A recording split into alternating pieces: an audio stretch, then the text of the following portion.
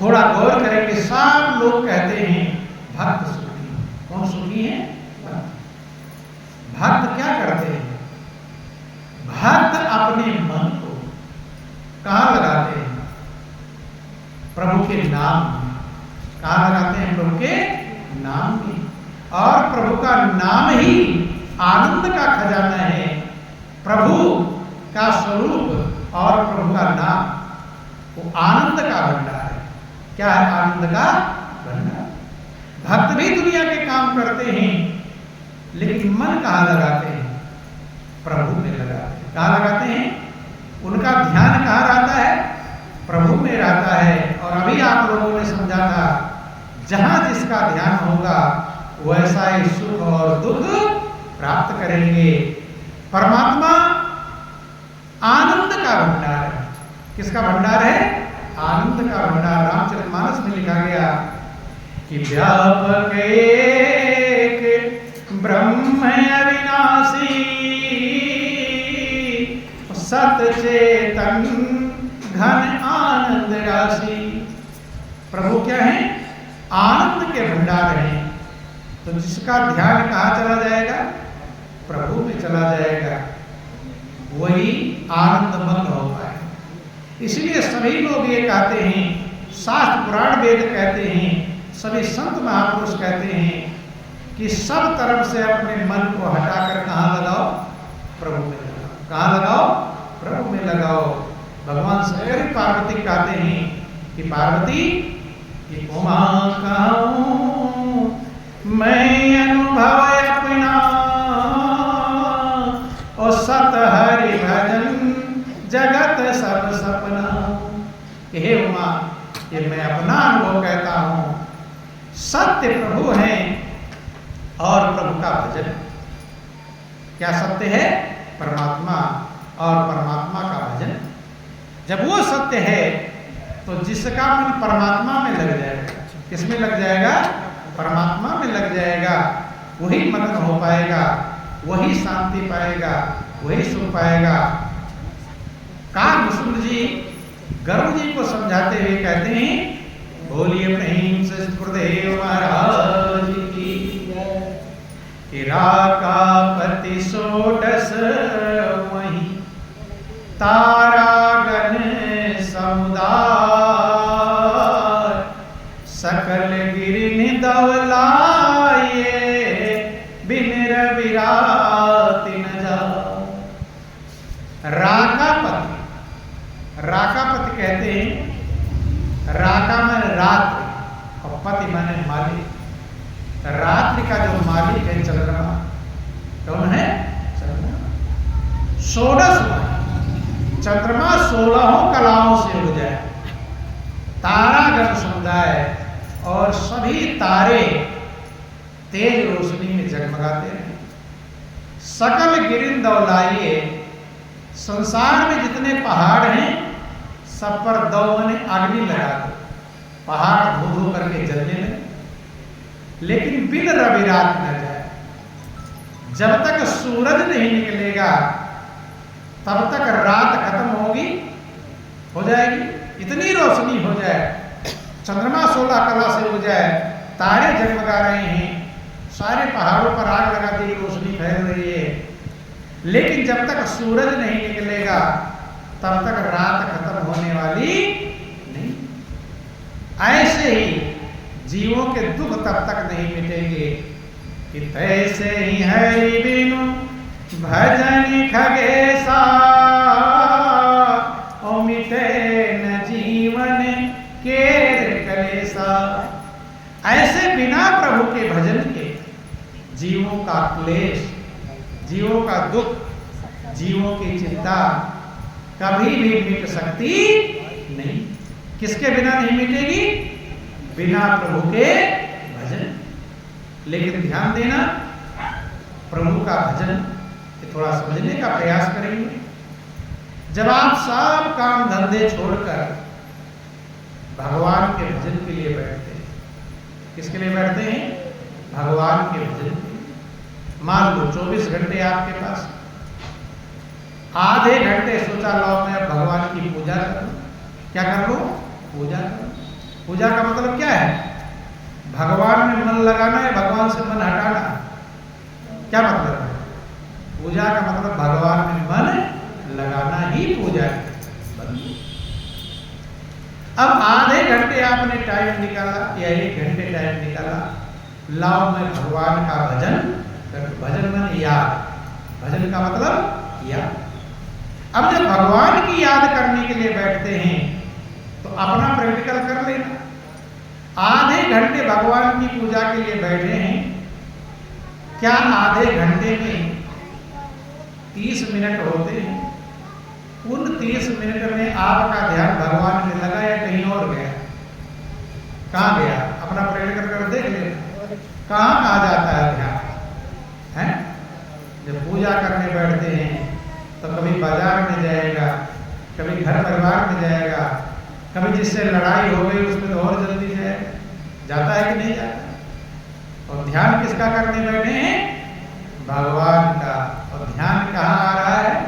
दुकान का। किसका ध्यान आ रहा है? ध्यान देना। तो जब तक ध्यान नहीं होगा तब तक ध्येय को समझ नहीं पाए। ध्यान किसका करें, कैसे करें, यह समझना है। ध्यान सबसे महत्वपूर्ण चीज है, क्योंकि जहां जिसका ध्यान है वो वहीं पर मौजूद है। ये समझना।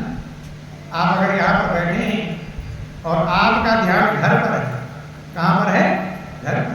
तो यहाँ की बातें आपको समझ में आएंगी, इसीलिए सत्संग नहीं समझ में आता है। किसी का ध्यान इधर उधर रहता है, किसी का ध्यान कौन आया कौन गया इधर रहता है, किसी का ध्यान कौन सो रहा है उस पर रहता है, नहीं। किसी का ध्यान गाय पर रहता है। इसी कारण सत्संग में आने के बाद भी किसी का ध्यान मोबाइल में रहता है, जबकि सत्संग का नियम है कि मोबाइल को या तो साइलेंट कर लो या तो स्विच ऑफ कर लो, है। लेकिन ये काम करते नहीं लोग। क्यों? कहीं ऐसा ना भगवान में मेरा मन लग जाए, घाटा ना हो जाए। नहीं समझते? बोलिए प्रेम से गुरुदेव महाराज की जय, बोलो वृंदावन बिहारी लाल की जय। इसीलिए मनुष्य सत्संग पाकर भी लाभ उठा पाते नहीं। क्यों नहीं उठा पाते? क्योंकि बैठे हैं सत्संग में और ध्यान कहीं और चला गया। जहां ध्यान गया वहीं आप हो। ऐसे समझ लेना, जैसे आप दो लोग बात कर रहे हैं और आपका ध्यान कहीं और चला जाए तो आप उसको क्या कह रहा है समझ पाएंगे? आप पूछते फिर से बताना, भाई मेरा ध्यान कहीं और चला गया, क्या कहा है आपने? पूछते हैं। थे तो वहीं पर, लेकिन वहां पर थे नहीं। शरीर वहां था लेकिन ध्यान कहीं और चला गया। जहां ध्यान चला गया वहीं तुम पहुंच गए। इसलिए उसकी आवाज तो सुन लिए, लेकिन आप ये नहीं समझ पाए कि इन्होंने क्या कहा। या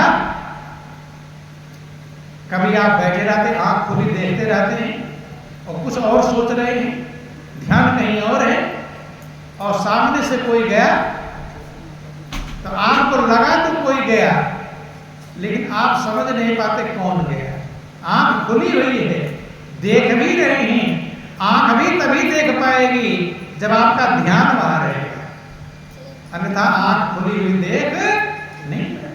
कान तभी सुन पाएगा जब आपका ध्यान वहां रहेगा। ध्यान नहीं रहेगा तो ये कान सुन सकता नहीं। आंख खुली हुई है, कोई सामने से निकल कर गया, आप बगल वाले से पूछते हैं कि अभी कौन गया है बताना, तुम क्यों नहीं देख पाए? क्योंकि तुम्हारा ध्यान कहीं और था। जहां ध्यान था वहीं तुम थे, जब वहां थे तो यहां का पता नहीं चलता। इसलिए ध्यान सबसे बड़ी चीज है। दूध उबालते हैं आप चूल्हे पर, वहीं खड़े रहते हैं, दूध गर्म कर रहे हैं, लेकिन कभी कभी दूध उबल कर गिर जाता है। गिरता है कि नहीं? थे तो तुम वहीं, आंख भी खुली हुई थी, लेकिन ध्यान कहाँ था? कहीं और था। जहां ध्यान है, दूध के पास रह करके भी आप दूध को देख नहीं पाए। गिरने लगेगा तब ध्यान जाएगा, अरे ये तो गिर गया, कोई कहते हैं अरे इसने मुझे आवाज लगा दी इसलिए मेरा ध्यान चला गया है, कोई कुछ बोलेगा कोई कुछ बोलेगा। लेकिन ध्यान के कारण ही, इसलिए भगवान श्री कृष्ण के गुरु, भगवान श्री कृष्ण के 3 गुरु हुए, संदीपन ऋषि, दुर्वासा ऋषि और उपमन्यु जी महाराज। उपमन्यु जी महाराज भगवान श्री कृष्ण को समझाते हुए कहते हैं कि हे कृष्ण, ध्यान के समान कोई तीर्थ नहीं है। शिव पुराण में कभी आप पढ़ लेना, वर्णन आया, ध्यान के समान कोई तीर्थ नहीं। क्यों तीर्थ नहीं? तीर्थ में लोग चले जाते हैं, लेकिन क्या उनका ध्यान तीर्थ में रहता है? गए हैं तीर्थ में, कहीं पंडा ठग ना ले, इसका ध्यान है, फोन वहीं से करते रहेंगे, भैंस ने दूध दिया कि नहीं दिया, घर पर ध्यान कहाँ है? गए हैं तीर्थ में, लेकिन ध्यान कहाँ है? भैंस ने दूध दिया कि नहीं, बच्चे आज स्कूल गए थे नहीं गए थे, पड़ोसी से लड़ाई तो नहीं हुई, कुछ बोला तो नहीं, तो कहाँ गए हैं? तीर्थ में, लेकिन ध्यान कहाँ है? इधर उधर है। तो तीर्थ का लाभ मिल पाता नहीं, ये ध्यान है। इसलिए तीर्थ में जाकर भी लोग अपने मन को निर्मल नहीं कर पाते, छल कपट से छूटते तीर्थ में किस लिए गए? हृदय को निर्मल बनाने के लिए। इसलिए महापुरुष कहते हैं कि तन को धोया मगर मन को धोया नहीं, तन को धोया मगर मन को धोया नहीं, तेरे गंगा नहाने से क्या फायदा, तेरे गंगा नहाने से क्या फायदा। तन धो लिए लेकिन मन निर्मल नहीं होता। और भगवान को कौन पसंद है? निर्मल तन वाला पसंद है कि निर्मल मन वाला पसंद है? रामचरितमानस में लिखा गया, वर्णन क्या तुलसीदास ने कि निर्मल मन जन सोई मोहि पावा, मोहि कपट छल छिद्र न भावा। निर्मल मन वाला मुझे पसंद है, ये नहीं कहा निर्मल तन जन मोहि पावा। अगर निर्मल तन कहते तो खूब अच्छे से साबुन लगा लेते, तन निर्मल हो जाता और प्रभु को प्राप्त कर लेते। लेकिन भगवान के लिए अजीबोगरीब व्यवस्था है, और निर्मल तन नहीं कहते, क्या कहते हैं? निर्मल मन। शरीर को सब चमकाते हैं, कितने ना जाने कितने, जब से पैदा हुए तब से अब तक लेकर कितने साबुन लगा दिए होंगे। हमें लगता है क्विंटलों में हो गया होगा, नहीं हो गया, कितने क्विंटल साबुन लगा दिए। लेकिन मन के लिए थोड़ा भी साबुन लगा दिए तो मन चमक जाता और प्रभु को प्यारे हो जाते, बंधु प्रिय बन जाते। इसलिए मन जहां रहेगा उसी का असर डालेगा कि नहीं डालेगा? तो कहते हैं कि ध्यान के समान कोई तीर्थ नहीं है।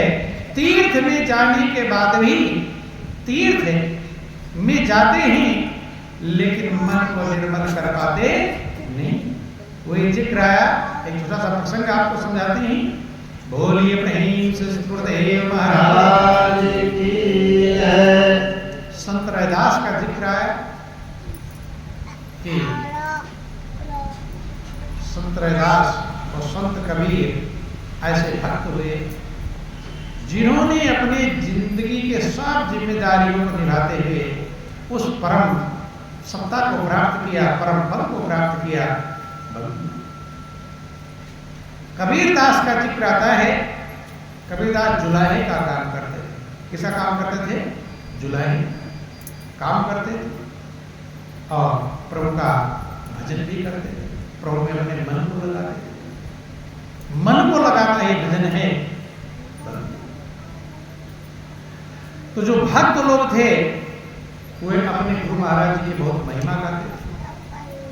लेकिन दुनिया वाले देखते कि ना इनको कभी पूजा करते देखा, न पाठ करते देखा, न मंदिर जाते देखा, नहीं करते, न माला फेरते देखा। और उनके जो शिष्य थे वो कहते कि मेरे गुरु महाराज जी बहुत पहुंचे महान, मेरा जीवन बदल गया, मेरा कल्याण नहीं हो रहा। तो एक बार कोई मेला लगा हुआ था, तीर्थ कुंभ समझ लो, चारों धाम करने जाते हैं। सब लोग गांव के जा रहे थे, तो रास्ते में ही कबीर की झोपड़ी थी। लोग गए और मजाक किया, क्योंकि मनुष्य का स्वभाव है दूसरे की हंसी उड़ाना, स्वभाव है कि नहीं? दूसरे के हंसी उड़ाते हैं तो जो चीज उड़ जाती है वो रहती है कि गायब हो जाती है। कोई उड़ा उड़ गई तो वहां नहीं रहेगी। दूसरे की हंसी उड़ा दी उसकी तो उड़ गई, लेकिन तुम्हारी हंसी मौजूद रह जाती है, अर्थात तुम्हारे पाप कर्म के संस्कार मौजूद रहते हैं। इसलिए महापुरुष कहते कभी दूसरे का मजाक बनाना नहीं है। बनाते कि नहीं बनाते? दूसरे पर हंसते हैं कि दोष पराया देख कर चले हसंत हसंत, अपनी याद नया वही जागो आदिनंत। दूसरे का दोष देखकर हंसते हैं। दूसरे के कितने दोष आप जानते हो? कितनी कमी जानते हो? 2-4 कमी जानते हो, 10-20 कमी जानते हो, कितने जानते हो? लेकिन अपना कितना जानते हो? अपना सब जानते हो। जानते हैं कि नहीं? तो ज्यादा कमियां किसकी होंगी, दूसरे की कि तुम्हारी? किसकी होंगी भाई? दूसरे की कितनी कमी जानोगे? 2-4 कमी जानोगे, और अपनी पूरी की पूरी कमियां जान रहे हो, तो ज्यादा किसकी होगी? किसकी कमी ज्यादा होगी, अपनी की दूसरे की? अपनी। लेकिन अपनी कमी पर हंसते हैं। कोई हंसा? अपनी कमी का मजाक नहीं बनाते। किसका बनाते हैं? दूसरे। जबकि उसका कम है और तुम्हारा दोष पराया देखकर चले हसंत हसंत, अपनी याद न आवही जाको आग न। अपनी कमियां याद नहीं आती। लोग मजाक बनाए, तीर्थ में जो लोग जा रहे थे, किसका मजाक बनाए? कबीर दास का। कह रहे कबीरा, रात दिन यही पच के मर रहे हो, कोल्हू के बैल की तरह काम कर रहे हो, तो चलो तीर्थ में कुछ तीर्थ धर्म पुण्य करा। तीर्थ में चलो, है गंगा नहा, भगवान के दर्शन करा। कबीर ने कहा कहाँ जा रहे हैं आप लोग? कहीं तीर्थ लगा हुआ है, धाम में डुबकी लगाने जा रहे हैं। पवित्र बन जाएगा जीवन, मन पवित्र बन जाएगा, शुद्ध बन जाएगा जिंदगी। कहते भाई अभी तो मैंने लोगों का सूत ले लिया है, क्योंकि सब सूत लेते थे और उनका कपड़ा बनाकर लोगों को देते थे, कि अभी मैंने टाइम दे दिया और लोगों का सूत ले लिया, अब कपड़ा बुनना है। अभी तो मैंने पहले बताया होता तो मैं भी ना लेता, तैयारी कर लेता। लेकिन कोई बात नहीं, अभी मैं नहीं जा पा रहा हूं। अभी ये मेरी तुमड़ी है। क्या है? तुमड़ी समझते हैं? पहले साधु बाबा पानी पीने के लिए रखते थे लौकी का, उसमें पानी पीते थे। पहले ज़्यादा व्यवस्था नहीं थी, अब तो स्टैंडर्ड व्यवस्था हो गया, बदल गया। लेकिन पहले लौकी का तुमड़ी बना देते थे, उसके बीज अंदर का निकाल दिया और उसमें पानी भरकर पीते थे। कहते थे कि ये मेरी तुमड़ी है, तुमड़ी जो भी समझो, मैं तो नहीं जा पा रहा हूं, लेकिन इसे ले जाओ डुबकी लगवा ला, इसे भगवान के दर्शन करा। कहीं चूकना मत। मजाक तो लोग बनाए कर ले लो भाई, कबीर की तुमड़ी, इसी को ले चलो तीर्थ करा लो। एक ने उठा लिया कि अच्छा ठीक। कबीर ने कहा याद रखना, कहीं ऐसा ना हो कि डुबकी लगाना भूल जाओ, कहीं ऐसा ना भगवान के दर्शन कराना भूल जाओ। कह नहीं भूलेंगे नहीं, हंसते हुए सब चले। जहां भी थी, गंगा में जा रहे, जमुना में जा रहे, त्रिवेणी में जा रहे, सब कह रहे लाओ में 10 बार कबीर की तुमड़ी को डुबकी लगवा दो। कोई कह रहा अपने लगवा दो। बोलिए प्रेम से गुरुदेव।